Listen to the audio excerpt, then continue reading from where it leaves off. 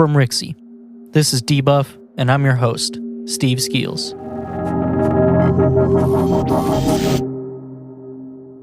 Today I'll be talking about Epic versus Apple and Google, Marvel's Avengers Beta Impressions, Halo Infinite's delay, and Cyberpunk Night City Wire 2.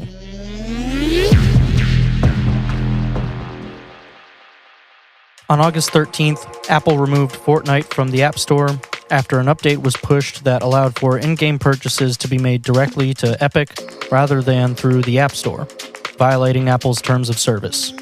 Google quickly followed and kicked them off the Play Store as well. This then prompted lawsuits from Epic against both companies. It all happened so quickly that one assumes this is what Epic expected to happen, which wouldn't be surprising considering they know what the terms are. The whole purpose of this is because both storefronts take a 30% cut of purchases, which is pretty huge and also pretty unfair considering it isn't applied to every single app. Apps that have actual storefronts like Amazon don't face this tax. This isn't anything new though, and it isn't tied just to games. The Comixology app had updated their app years ago and removed the ability to purchase comics within it due to the 30% cut into their earnings. Now Fortnite, one of the most successful games of all time pretty much, is making a stand against this for the benefit of all developers. They basically want to lower this tax and have said that they would like to pass the savings on to the player, which they already demonstrated by lowering the cost of purchases made directly to them by 20% versus their standard pricing through the App Store. I think that's a pretty boss move. They're essentially saying it isn't really about the money to them. They can charge at a lower price and do just fine. They just think it's ridiculous that the storefronts get a third of each of their purchases just because they don't have any other option. Right now, I feel like it's hard to say exactly how this is going to go. On the one hand, it's really only going to be an issue of bad PR for Apple and Google. Yeah, they're losing out on some sweet Fortnite money, but it's not like that's their primary revenue. But for Epic, having Fortnite off the App Store is certainly going to affect them. Though, they are also loaded, so I can't imagine that they're going to have any issues for them as they sort this out. And as it stands, Android users would still be able to install the app by sideloading. Not everyone knows that, but it's just going to be a matter of somebody Googling it, trying to get Fortnite installed on their phone for that option to come up. And it is important to note that while it isn't available to install for the first time, you can still play it and even re-download it if it's in your library, at least for now. I'm interested to see which way the court cases are going to go if it really comes to that, and I'll certainly be following this. If a big company like Epic goes against Apple and Google, I think the main benefit will be for the smaller developers who have been taking the hit since they don't really have the resources to fight it, and I'm all about that. I'll be sure to follow this up once we hear more.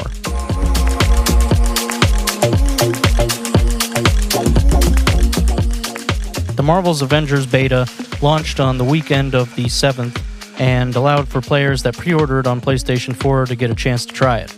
But this past weekend was open to those on PS4 who didn't pre-order it, so I jumped in. I said before I was trying to be cautiously optimistic, and I'll say I don't hate the game, but I didn't really enjoy my time with it. To be totally upfront, I don't know exactly what I expected. I liked pretty much everything they showed, but I always felt like the gameplay seemed a bit lacking, and it pretty much felt that way to me. I'll get into some more details, but I mostly want to focus on the combat because that's about 95% of what you're going to be doing. It all just feels really light and arcadey. Some people may like that, but in my opinion, it doesn't really fit the tone of the game and comes across as a kind of generic beat-em-up with Marvel skin on it. I mean, don't get me wrong, every hero plays differently and has their roles, but it just doesn't feel like it's really offering anything exciting. It's a pretty standard game. You got your light and heavy attacks, and you get some specials splashed in once those are charged up. And I do enjoy games like this, but typically the more deliberately designed type of games. My biggest issue with Marvel's Avengers so far is that if it doesn't feel like it's an extremely scripted quest, it devolves into a repetitive room-to-room quest to kill more robots or faceless soldiers. It feels very generic as you make your way through these missions, and they kind of feel a bit like they were just put together to have more content. I understand that this is the beta, so I can't say that that's really going to be how the final game is, but this isn't a good first impression for me. I would say that this is going to be pretty much only for Marvel fans, because if you don't care about the ongoing story in the game, or any of their references to the source material, I think you'll get bored pretty quickly. I'll say having a group of friends would also make this a lot easier to get into and continue playing, but when there are so many other options, I don't see anyone that isn't a huge Marvel fan that's going to make this their go-to with friends. And even that might be questionable. They certainly tout a knowledge of the Marvel Universe, but there are some parts that make me wonder. For example, the fight with Taskmaster felt too generic to be true to the character. While that may be so that the tutorial fight is a little bit easy, it's a poor showing for the first boss fight, especially where a beta is where you're going to want to rope people in that are on the fence about it. And another thing I want to mention, and I've seen some people talk about this online, there is pretty terrible motion blur and camera shake. I felt like it was extremely excessive, and I did see that there was a dev response on Reddit saying that they would try to address this. I don't normally notice this too much in games, but even in the first mission, my eyes were on fire, and there's no way to adjust it right now. I am on a base PlayStation 4, so I don't know if it'll be as bad for other consoles or PC, but I found it ridiculous in my playtime. In the end, I don't really hate the game. I just feel like it's a bit generic, as I've said multiple times now, and I just didn't really have fun with it. Years ago, it might have been something I could get behind, especially with a group of friends, but it's just not for me. Also, if you do want to play something similar, I could easily see Marvel's Ultimate Alliance being a great choice, where it's got a ton of characters and might be a little bit more of a pick up and play, go through the main story, and then just put it down. But hey, that's why there's this ongoing beta. I still say check it out, see if you disagree with me, or if it's a game you want to pre-order.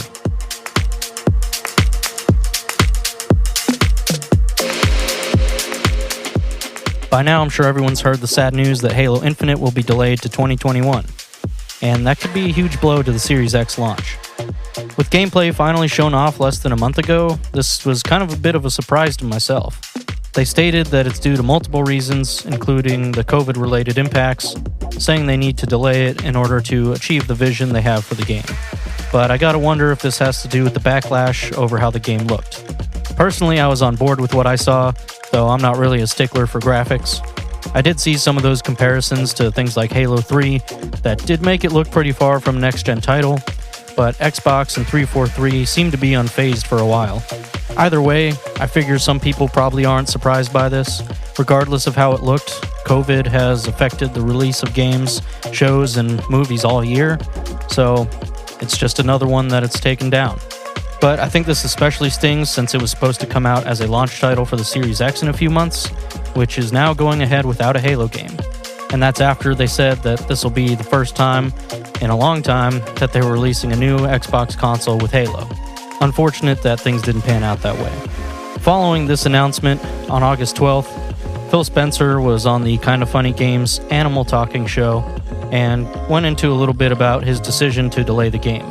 He did mention that they talked of releasing parts of the game separately, but that didn't fit what they really wanted to do with the game. And I'd say that's totally understandable. I can't imagine getting a Halo game in parts, whether that's without multiplayer or only sections of the campaign. That's not what I remember Halo as, and I would not be excited to see that become its future.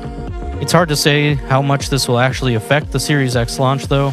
I'm sure there will be many people who won't be picking one up now, since there isn't really a reason to upgrade. But there's also going to be a ton of people who will just want the next box, and they'll pay whatever they need just to play the games they currently own on something better.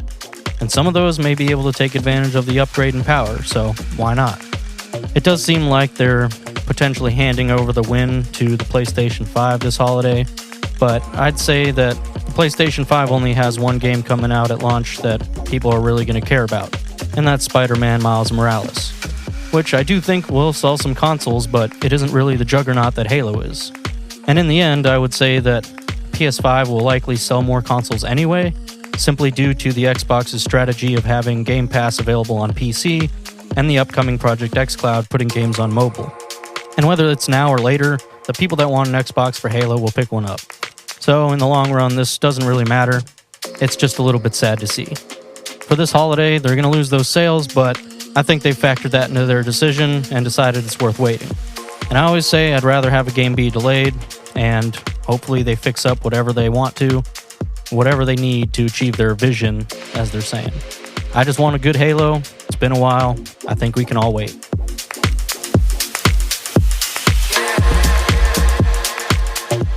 On August 10th, CD Projekt Red shared the second episode of their Night City Wire series, which shared more information on Cyberpunk 2077, specifically on the life paths, music, and weapons.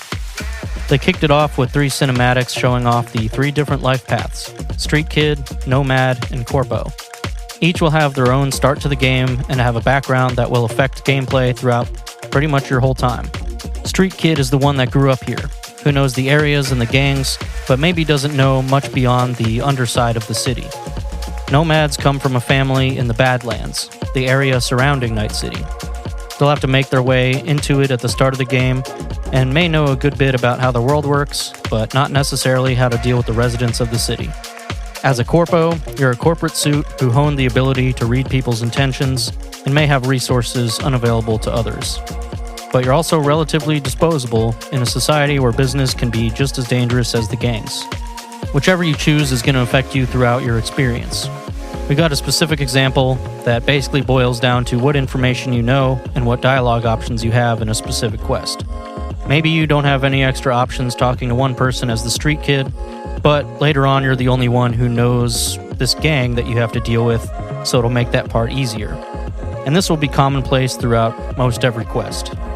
Next, they went into a bit about the music, which is typically hard to talk about, but this was more about a specific band in the game. This was a behind-the-scenes look at how they developed the music for their band Samurai, which is Keanu Reeves' character Johnny Silverhand's band. The music is actually being created by the band Refused, a Swedish hardcore punk band, and they've been brought on to bring the in-game Samurai to life. Funnily enough, the lead singer said he's not a gamer, so this is unfamiliar to him, and he doesn't quite understand the impact it's going to have on the game. But I think it sounds really good. I think it's really cool they're doing this, and I'm excited to see how it plays out when we're actually sitting down playing through the game. If you want to get a taste of what they sound like, you can stream 4 of Samurai's songs now, and of course look up Refused 2 if you want. And last, they talked about the weapons, which is probably the most exciting part. If you've seen anything about the game, then you know all these weapons look awesome. And we got another good look at what we'll have at our disposal. The categories they show off for the weapons are tech, power, smart, and melee weapons, alongside the cyberware upgrades and throwables. They had a short clip for most categories, and they're about what you'd expect, in a good way. Power weapons are more traditional, but they have ricochet bullets. Tech weapons use electromagnetic energy to fire, so they can blast through cover at high speeds. And smart weapons track their targets. Of course, melee weapons are obvious, and the cyberware will do all kinds of things from having blades come out of your arms to stronger arms just in general, or maybe something that has a gun come out of your wrist. I'm sure there's going to be more to all of these weapons and upgrades, but what we've seen so far looks great. You'll be able to find these kinds of weapons, or at least the guns, everywhere throughout the game, from shops to finishing quests, and they've pretty much said, as you would expect, the best loot's going to be found from killing people or finding weapon caches throughout the game. There will also be rarity levels, including legendaries that will have specific traits not found anywhere else, similar to legendaries in Borderlands or exotics in Destiny. Weapons can be modded and go from accuracy and damage upgrades to things like non-lethal bullets or bullets that will melt through armor. Of course, you'll also gain bonuses for gunplay through the player character V, who will get better as you progress, reducing reload times and also other improvements like better aiming. I think the combat looks really fun, and I can't wait to try out all these guns myself. I'm going to be keeping up with this, and hopefully the time will pass by pretty quickly up until that November 19th launch. So stay tuned for more Cyberpunk as they release more of these Night City Wire episodes.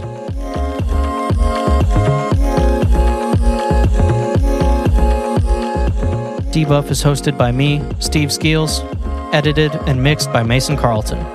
Follow us on Instagram at DebuffPod. That's DebuffPod. Thanks for listening. I'll see you in the next one.